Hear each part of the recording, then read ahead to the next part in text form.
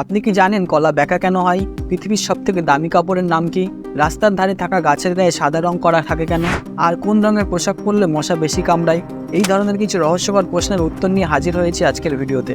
এই প্রশ্নের উত্তরগুলো জানতে ভিডিওটি শেষ পর্যন্ত দেখতে থাকুন। ভিডিওটি শুরু করার আগে একটা ছোট্ট রিকোয়েস্ট, ভিডিওটা যদি ভালো লাগে তাহলে একটা লাইক করে আমাদের ভিডিও বানাতে উৎসাহিত করবেন এবং আমাদের চ্যানেলটা সাবস্ক্রাইব করে আমাদের পাশে থাকবেন। তাহলে চলুন ভিডিওটি শুরু করা যাক। নাম্বার 1, পৃথিবীর সবথেকে দামি কাপড়ের নাম কি? পৃথিবীর সবথেকে দামি কাপড়ের নাম হলো ভিকুনা। এই ভিকুনা ফ্যাব্রিক বহু শতাব্দী ধরে রাজকীয় এবং ধনীদের পোশাকে ব্যবহার করা হয়। তবে শুধুমাত্র প্রাচীনকালেই নয়, বর্তমান সময়েও এই পোশাকের ব্যাপক চাহিদা রয়েছে। শীতকালে গরম পোশাক থেকে নর্মাল জামা কাপড়ের মধ্যে সর্বাপেক্ষা বেশি আরামদায়ক পোশাকের মধ্যে অন্যতম ভিকুনা কাপড়। এই ভিকুনা হলো আন্দিজ পর্বতমালায় পাওয়া একটি উট, যারা বিশ্বের সবচেয়ে বিভিন্ন প্রাণীদের মধ্যে অন্যতম। এদের পশম খুবই হালকা, পাতলা, সূক্ষ্ম এবং নরম। সেই সঙ্গে এই পশমের তৈরি পোশাক বেশ আরামদায়কও হয়। 1960 সালে এদেরকে বিরল হিসেবে ঘোষণা করা হয়। জানিয়ে রাখি, একটি পশমের কোট তৈরি করতে 35টি ভিকুনার থেকে উল অপসার করতে হয়।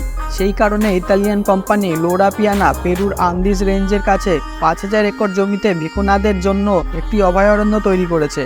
এই ইতালিয়ান কোম্পানি লোরা পিয়ানায় ভিকুনার পোশাক তৈরি করে থাকে। জানা গিয়েছে সর্বোচ্চ মানের ভিকুনা উলের পুরুত্ব 12 থেকে 14 মাইক্রন।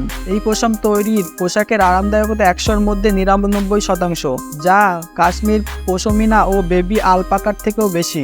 কোম্পানি লোরা পিয়ানায় তাদের ওয়েবসাইটে এই ভিকুনা দিয়ে তৈরি একজোড়া মোজার দাম 80,000 টাকা এবং শার্টের দাম প্রায় 4.5 লক্ষ টাকা দামে বিক্রি করে। সেই কারণে ভিকুনার তৈরি পোশাকের বিশ্বের সবথেকে দামি কাপড় বলা হয়। নাম্বার 2, রাস্তার ধারে গাছের গায়ে সাদা রং করা থাকে কেন?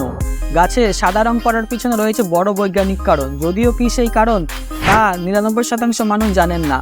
জেনে রাখা দরকার, মূলত গাছগুলির সুরক্ষার কারণে সাদা রং করা হয়ে থাকে। রাস্তার ধারে যে সকল গাছ রয়েছে সেই সকল গাছ সাধারণ করার জন্য চুনের ব্যবহার করা হয়ে থাকে। বিশেষজ্ঞদের মতে গাছের গায়ে চুন দিয়ে রং করা হলে গাছের বাকল ফাটে না, গাছ আরও মজবুত হয়। চুন দিয়ে রং করা থাকলে সেই চুন প্রতিটি গাছের নিচের অংশ পর্যন্ত পৌঁছে যায়, যে কারণে গাছের গোড়ায় পোকামাকড় সেইভাবে আক্রমণ করতে পারে না এবং সবচেয়ে বড় বিষয় হলো ওই পোকার বাসা বাঁধতে পারে না। এসবের কারণে গাছের আয়ু বৃদ্ধি হয়। পাশাপাশি চুন গাছের বাইরের স্তরকে সুরক্ষা প্রদান করে। অন্যদিকে কর্নেল ইউনিভার্সিটির গবেষকরা জানিয়েছে, সাদা রং করা হলে সূর্যের সরাসরি রশ্মিতে ক্ষতিগ্রস্ত হওয়ার সম্ভাবনা কমে যায়। সাদা রঙের কারণে গাছের গুঁড়িতে ক্ষতি কম হয়। রাস্তার ধারে থাকা গাছগুলিতে সাদা রং করার পিছনে যানবাহন এবং পথচালিত মানুষদের সুরক্ষাও জড়িয়ে রয়েছে। কারণ অনেক রাস্তা রয়েছে যেখানে স্ট্রিট লাইট থাকে না। এছাড়া গাছের গায়ে সাদা রং করার পিছনে আরও একটি কারণ রয়েছে।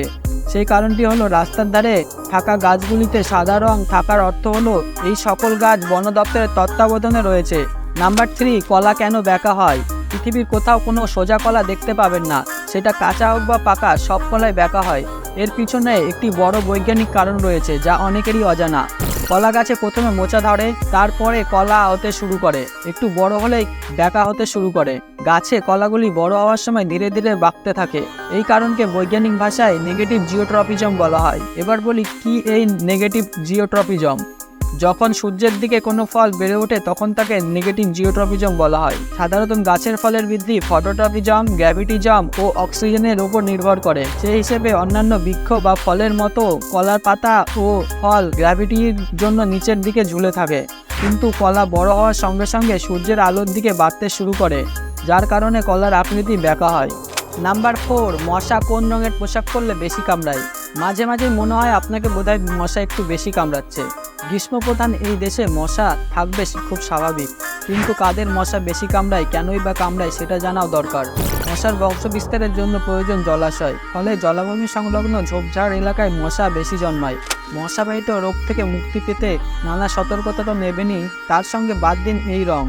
নেচার কমিউনিকেশন প্রকাশিত এক গবেষণাপত্রে ওয়াশিংটন বিশ্ববিদ্যালয়ের একদল গবেষক জানাচ্ছেন, লাল, কমলা, কালো রঙের প্রতি মশা একটু বেশি আকৃষ্ট হয়। পাশাপাশি সবুজ, বেগুনি, নীল রং দেখলেই দূরে পালায়। গবেষকেরা জানাচ্ছেন লাল রঙের ছায়া যা মশার আপনার ত্বকের দিকে তাকালে দেখতে পায়। যখন আলো মানুষের ত্বকের সংস্পর্শে আসে, ত্বকের রঙ নির্বিশেষে একটি লাল রঙের প্রতিফলন তৈরি করে। এর ফলে মশা বেশি কামড়ায়। একটি গবেষণায় দেখা গিয়েছে যাদের বেশি ঘাম হয় তাদের বেশি মশা কামড়ায়। ঘামের সঙ্গে মিশ্রিত ল্যাকটিক অ্যাসিড ও অ্যামোনিয়ার গন্ধ মশাদের প্রিয়। ও পজিটিভ এবং ও নেগেটিভ গ্রুপের রক্তে বিশেষ ধরনের গন্ধ থাকে যা মশাকে বেশি আকৃষ্ট করে। এই ব্লাড গ্রুপের মানুষদের মশা বেশি কামড়ায়। ভিডিওটি যদি ভালো লাগে তাহলে আমাদের চ্যানেলে ভিজিট করে আমাদের আরও ভিডিওগুলো দেখতে পারেন। তো আজকের ভিডিও এই পর্যন্তই।